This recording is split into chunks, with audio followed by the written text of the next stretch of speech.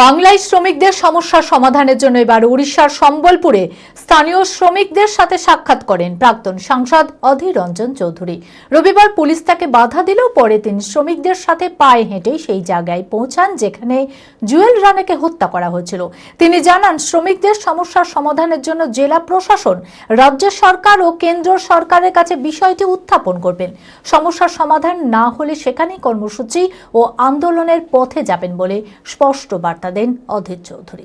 মানসিক স্বাস্থ্যের জন্য সবার আগে যে নামটি মনে ভেসে ওঠে, সুস্থ মনের ঠিকানা মনোবীক্ষণ।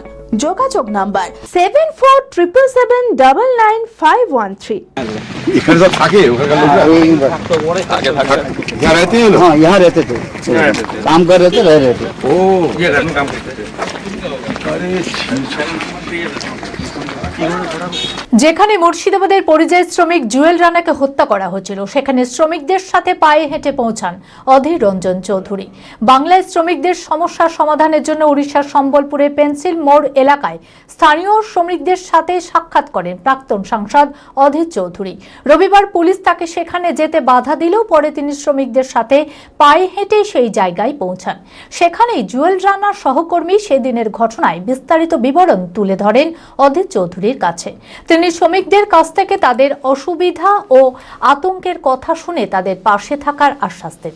তিনি জানান, শ্রমিকদের সমস্যা সমাধানের জন্য জেলা প্রশাসন, রাজ্য সরকার ও কেন্দ্র সরকারের কাছে বিষয়টি উত্থাপন করবেন।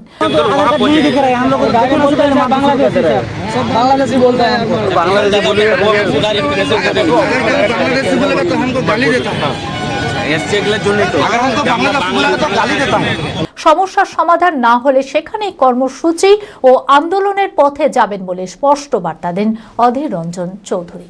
हमारा वहाँ भी उड़ीसा के बहुत सारे लोग हैं। हमारा डिस्ट्रिक्ट में जो एनटीपीसी है, सागर दिघी पावर प्लांट, सारे उड़ीसा के काफी लोग हैं।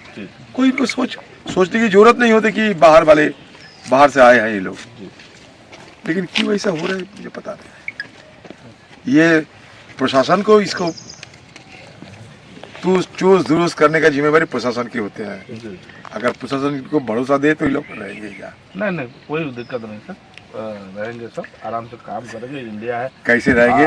इंडिया तो है। आप तो ऐसा इंडिया है। देखिए, मैं आते ही सबको डरा के भगा दिया गया।